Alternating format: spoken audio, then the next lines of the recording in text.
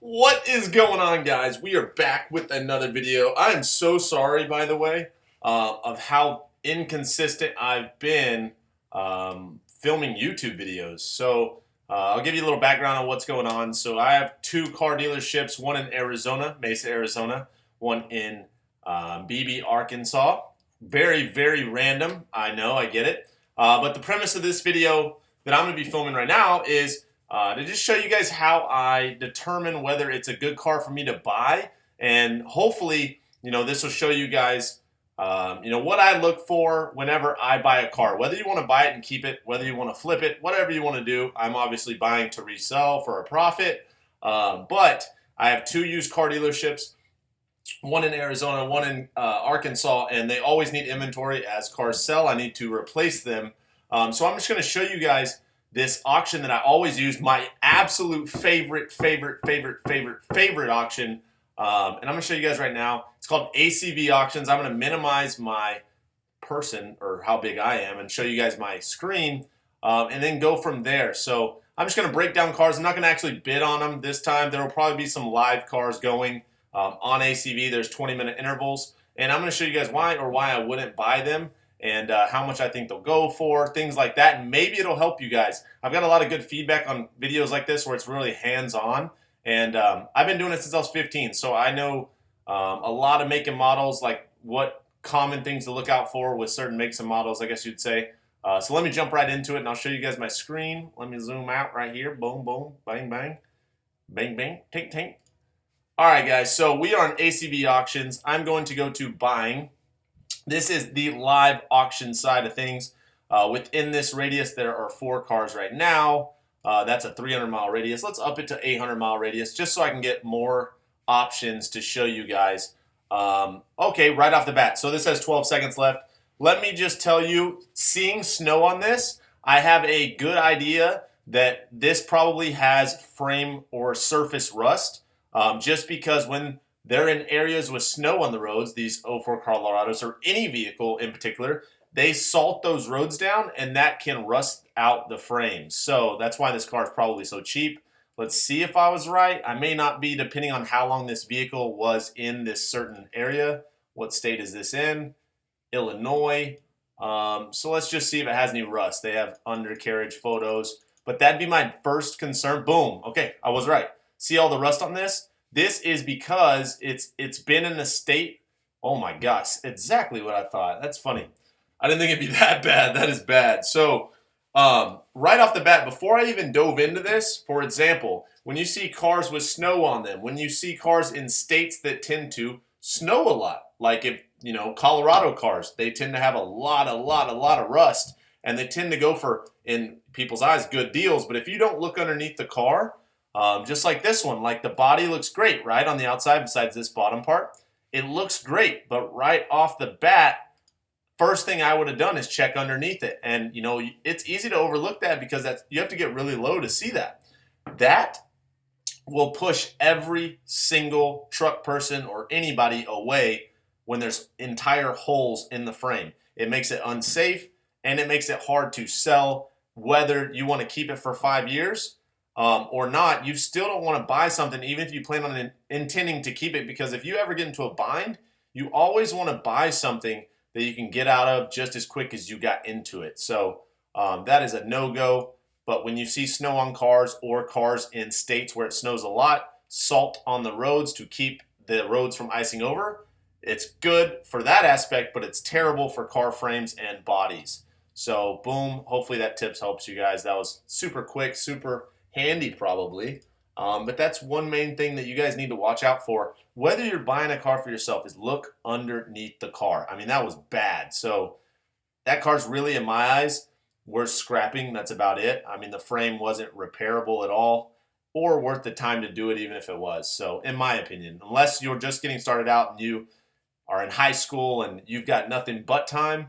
But for me, I don't want to, put it on a lift and try and weld and do all kinds of stuff. And that makes it sketchy for the next buyer. I'm just not about that. Having a used car lot, you can get a bad reputation quick. But let's see. So these are very, very popular, but high mileage. These transmissions being the 4L80, maybe on an '07, I think it's a 4L80E Chevrolet transmission. They tend to go out pretty often, but at 263, it's already probably went out. So at least it's probably got 30 to 50,000 on the new transmission. But that's a tip. So from, I'll just tell you guys, 99 to definitely '07 Classic. Well, '08, no, 99 to like '09 model Silverados, Yukons, Tahoes. They all have 4L60E, 4L65E, or 4L80E transmissions. I think '09 they might have had some 6L80, which is a 6-speed. But they tend to go out around, it all varies obviously depending on how you drive it. But whenever you guys buy cars like these or you look for cars like these, that year model or that body style that I said, whether it was the Silverado or the Tahoe or the Yukon, understand that the common thing mechanical that could cost you a lot of money are the transmissions on these. Other than that, the LS engines, amazing, amazing motors, but you have to be careful, especially with big, expensive mechanical, factors, I guess you'd say. Like, if transmission goes out, it can cost you, depending on who does it, $1,500, $2,000, $2,500. You can get it done for $1,000 sometimes if it's two-wheel drive and there's no transfer case in the way. But four-wheel drive vehicles, there are more things to remove to get to the transmission, so that will cost you a little bit more. So it does vary, but $1,000 alone, regardless, that you didn't plan for, can be devastating. So understand that, if you're buying cars like these, really, really push the transmission limits, floor it through all the gears, make sure it doesn't slip, because that is a common issue. 4L60, 4L65, 4L80E transmissions. Be careful with that stuff. So that is one thing. What I do like to buy, Toyota, Honda. Love, love, love Toyota and Honda. Just got a message. Love to buy Toyota and Honda cars. For example, I bought a lot of these with super high mileage on them. This one doesn't crank and drive. It's going to be a red light after 200K miles, meaning it's as is. But if I was to buy anything over 200K miles on ACV, since I'm not getting that automatic 10-day guarantee since it's over 200K, I would want to buy a Honda or Toyota. Mainly Toyota. I have had nothing but good things to come out of Toyota vehicles, except for some reason, Highlanders. I've had a lot of issues with Highlanders, whether it was AC electrical issues. I did have one to kind of like shift funny, but I heard it wasn't the transmission. It was this filter in the transmission. Let me know if I'm wrong. Correct me if I'm wrong, or comment down below if you know what I'm talking about. It was a '07 Highlander. And there is a filter that filters, I guess, all the sediments, from the clutch plates. And when they start blocking all those valleyways and solenoids and stuff in the transmission, it will start to act up and shift funny. But they said you can just change the filter or clean it. And it's not actually the transmission slipping. It's because the fluid is not getting through to activate and kick those clutches in and not let them slip. So it wasn't really a mechanical fault. It was a fluid flow fault. So let me know if you guys know what I'm talking about, by the way. But anyways, long story short, if I'm going to gamble or take a calculated risk, I guess you'd say, Toyota is the way to go. These cars are so good. Tacomas, I mean, they literally test their cars. There's no other vehicle I'd buy. Say I had a daughter or son, I would want them in a Toyota. I mean, you could have 300,000 miles. Heck, I actually have a '01 RAV4, and it's got 330,000 miles, and I have like $1,100 in it, and I guarantee you, people will still overlook 330,000 miles and give me $1,900 for it. So yes, I only make $800 or something, but if you change the timing belt, timing chain, whichever model it is on the Toyota that you have, they go and go and go and go and go, and the transmissions hold up. Motors do well. They don't start ticking, they don't start knocking. Even if they do start ticking, they still will keep going.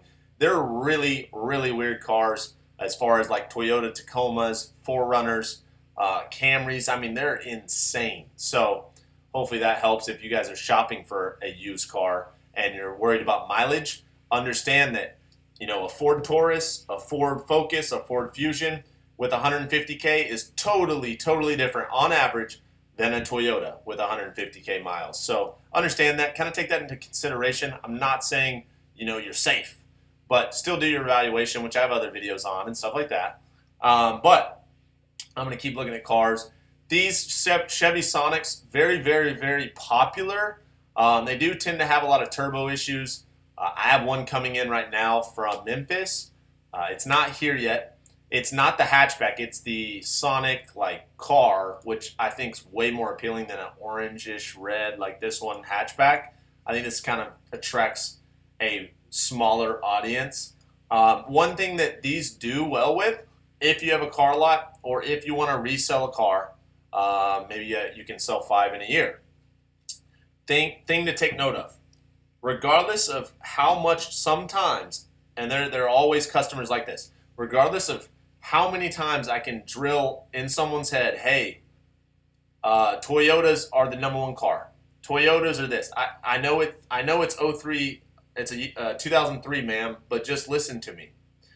I promise you this 03 is better than that 2010 Chevy Camaro. And regardless of how many times you tell this type of customer, which I've seen countless of times, you always need one of these cars because they literally base the price of the car on the year model alone. And it blows my mind. But I could literally tell them, hey, this body style is not a good car. What about this 03 Corolla? First off, it doesn't look as good to them. Second off, they go, no, that's a 03. That's too old. But I'm even telling them, hey, I'm telling you this car is 50 times more reliable than this car. You're looking at it the wrong way. That I know it's 9 years older, but I promise you it's more reliable. Regardless of how much I can say that on the internet to people in person, just trying to be brutally honest, they will still want the Chevy Sonic because of the year model. So I always have to have like 1 or 2 on them. That's kind of why these sell so well in Chevy Cruises. Not because they're so reliable, because the price you can get them for compared to, or I guess, associated with the year model. For example, a 13 Camry is going to sell and be hard for dealers to buy or individuals to buy at the same price as a 13 Chevy Cruze.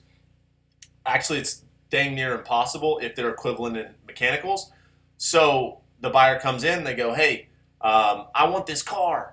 I got to have it. It's a great price. They're looking at the price and they're looking at the year model, and that's it. So I've learned over the months and the years, there's only so much you can tell people. So that's why it's always good to have cars like these. If you guys are looking at them for a personal car to buy, I wouldn't recommend them because if you have, well, this is $500. This one's probably got a lot of problems. Yeah, engine noise, engine problem. But, this is probably worth at 118,000 miles. It's probably worth $5,500. But if you have $5,500 to spend, I would never say, hey, this is the car to get. But again, if everyone thought like I thought, I guess they'd have car lots too, as bad as that sounds. And people just want year model. That's the benefit, I guess, long story short, of buying one of these. Kias, I've actually had a lot of good success with Kias. Surprisingly, I'm not going to go into detail about those. Honda Accords, very, very good cars, appealing. The smart dad always comes, it always draws the smart dad in, the father that knows about cars. They go, yeah, Honda, super reliable. It's my daughter's first car. So now you're basically selling to the dad, but the dad already knows that they're known to be reliable. They're very good cars to sell, and you don't have to worry about them messing up while you have them. Well, because not necessarily worry about them, but you reduce the chances of the car messing up while you have it because it's a Honda, just like Toyota. But they attract a very quality customer. A lot of those dads that know these cars, they're big savers, and they come in, they're cash buyers a lot of times. They're very, very smart and savvy with their car knowledge, and that's just how it is. Whereas this Chevy Sonic, they want that year model. A lot of times when they have that mindset, they oftentimes want to finance.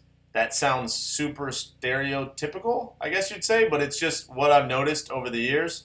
And I don't know how else to put that, but that's just kind of how it is. So Nissans, they sell based on the year model too because you can get them so cheap. Sentras, Altimas, Maximas have to be very, very, very, and look, exactly what I was about to say.